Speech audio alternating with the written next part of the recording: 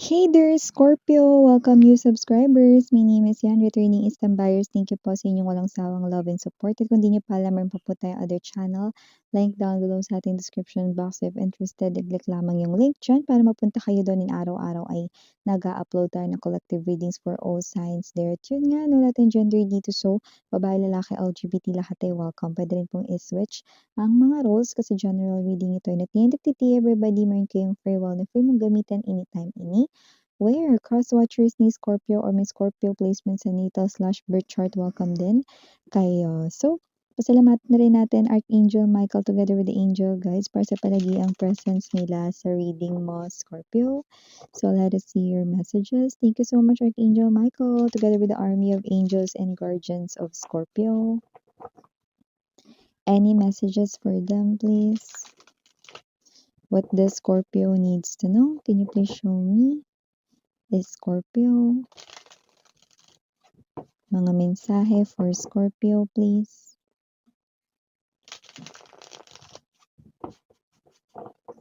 Messages.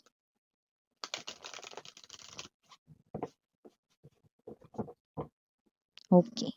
So, let's go ahead and check these messages for Ya is Scorpio. So, meron kayo ditong energy ng the Lord of Kills,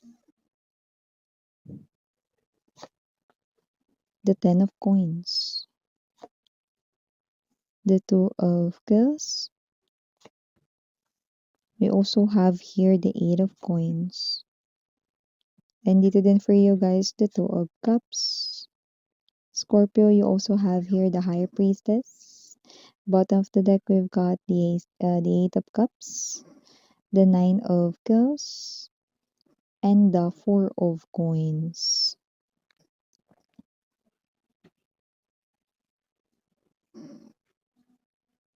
Meron ditong magta-try na umutang sa'yo, Scorpio, pero nakikita kong uuwi siyang luhaan dahil hindi mo siya pagbibigyan.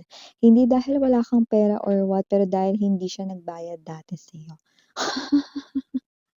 So, I do pick up that this person right in here, manghihinayang siya rito, no, na namasahe pa siya papunta sa inyo, no. Yeah, I do pick up right in here, no, na namomroblema siya rito, no. Kasi, alam mo, sa totoo lang, with the Nine of Cups energy, wala siyang ibang option eh. Ikaw lang talaga yung nilalapitan niya, no. So, wala ritong iba talaga na nagpahiram sa kanya dati or whatsoever. Siguro nakadalawang hiram to sa'yo tapos hindi naman nagbayad. Yung iba naman puwedeng isang hiram lang 'no, pero hindi talaga siya dito nagbigay ta's eto siya lumalapit 'no, na parang ikaw ito 'no na, alam mo na agad na yung tao na yan 'no ay hindi na makakaulit rito 'no, na manghiram ng pera sa'yo kasi hindi naman pinupulot ang pera, yan ay pinagtatrabahuhan, pinaghihirapan 'no. So whether you are working in a company or whether you are having your business, mapa-small business man yan or what, okay, you've earned it 'no, every cents of it. 'No, at hindi lang yun basta pinamimigay 'no. And nakita ko rin kasi dito 'no, marami ng promises, yung kanyang sinabi ng babayad siya or whatsoever ta's eto siya mangungutang na naman, 'di pa nga siya nagbabayad or naghuhulog sa'yo, 'di ba? So may point ka naman talaga, Scorpio. Yeah, now moving forward with another message, we've got right here, the Lord of Kills and the Ten of Coins. I love it because I do pick up 'no, na meron ditong energy mo na gusto mong tulungan ang iyong family makapag-provide pa more ng kanilang pangangailangan dito. So, nakikita ko rito na meron kang mga na mga opportunities. So, may mga darating na mga opportunities 'no, na kailangan ng mga, little sacrifices 'no, like puwedeng madestino ng ganitong period sa isang lugar, dun ka magsi-stay or what, 'no, at mawawalay ka muna temporarily sa iyong family. That could be the sacrifice na kailangan 'no, or maybe it has something to do with overseas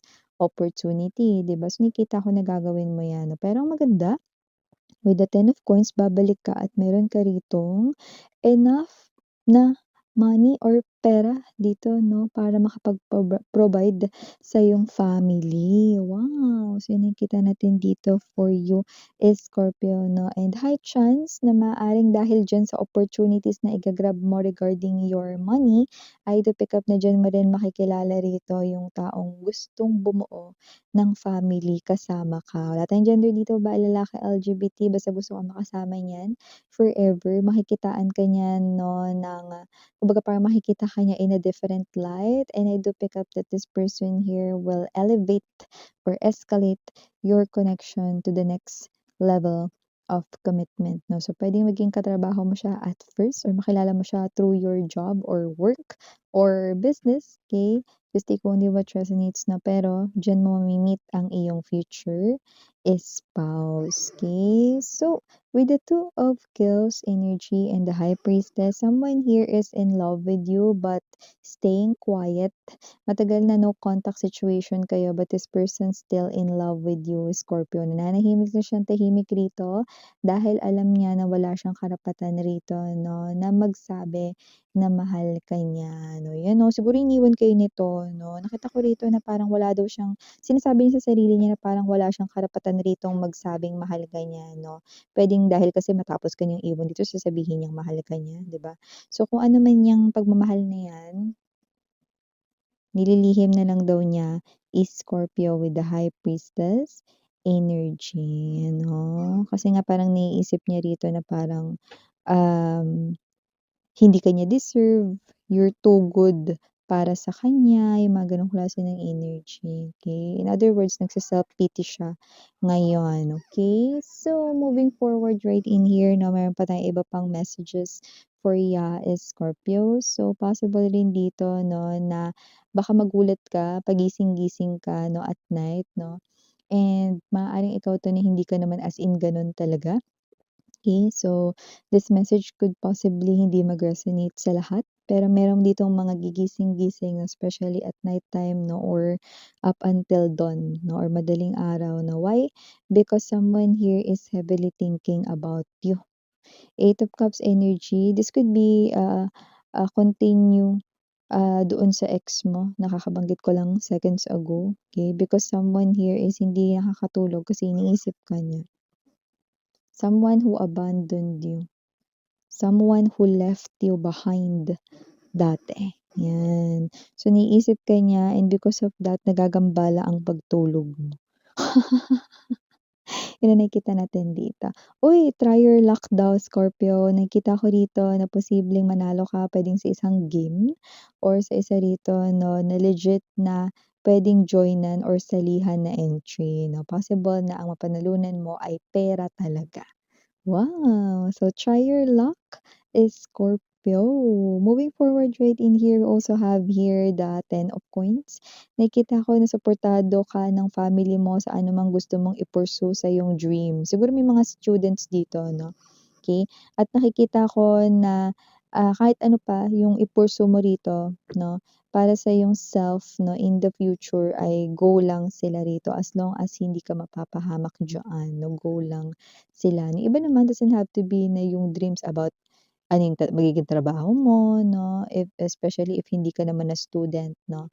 Possible na ikaw ito na meron kang ibang pangarap like let's say, gusto mo na na pumili 'no, ng taong mamahalin in the future 'no, susuportahan ka nila.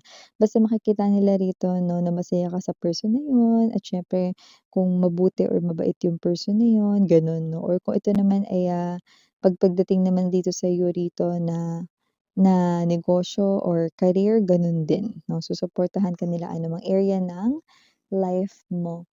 Iyan. So, moving forward din dito, meron din ditong Two of Cups energy. Meron ditong person na nakikita ko 'no, na puwedeng karelasyon mo na or kayo na or malapit na maging kayo, Kaya kahit hindi pa kayo, lumalabas na dito kasi nakikita ko 'no, na malapit ng maging officially kayo ng tao na 'yan. Parehas kayo ng feelings and emotions at yung iba naman dito wala kayong kamalay-malay na yung crush mo or taong gusto mo, Scorpio, ay gusto ka rin pala. Huwag mag-alala sa mga darating rito 'no, na mga linggo at mga buwan. May pagbabago kang makikita sa sitwasyon ninyong dalawa. Kalmado na rito ang daanan upang kayong dalawa ay maging isa. Yeah, I do pick up that whoever this energy is, this is your destined person. Wow! When it comes to your work naman, so nakikita natin dito with the Eight of Coins, I do pick up that you will be rewarded, no, dito sa yung ginagawa rito, no, na trabaho. Ano man yung trabaho mo, ano man yung negosyo mo, nakikita ko dito na bibigyan ka dito ng reward is Scorpio, no, because ikaw to, no, na hindi talaga dito napagod and very dedicated ka sa yung work. So nakikita ko dito that it could be a promotion to some of you, or it could be somewhat right in here na credits or recognition na marireceive mo sa iyong work, 'no. Kung negosyo naman 'yan, nakikita ko dito, 'no, na you will be rewarded right in here ng more customers, more buyers, and at the same time, 'no, more positive reviews sa'yo rito na negosyo. Wow! So, maliban diyan, Scorpio, nakita rin tayo rito ng energy, 'no, na possible rito 'no, na ang sikreto niya ay may kinalaman sa'yo. Pero parang balak niya rin sabihin ito sa'yo 'no, kasi parang ito yung bagay na ayaw niyang maglihim sa'yo. It could be a friend or whatever 'no, kasi yung sikreto niya rito na alam parang hindi lang basta related sa'yo, parang tungkol talaga sa'yo. Okay, and I do pick up that this person right in here, kailangan niyang sabihin yun, may gano'n siyang feeling 'no. So, puwedeng meron kayong friend dito na kausapin ka or tawagan ka 'no, about this secret 'no, and yeah, okay, this person here 'no, ay babanggitin niya yun sa'yo. So, yeah, ito yung mga messages right here for you guys. Again, I'm Yuriana Ani Scorpio, for the girls yon, and Yana Duna for the boys. So, sarang hey, love in light. 안녕.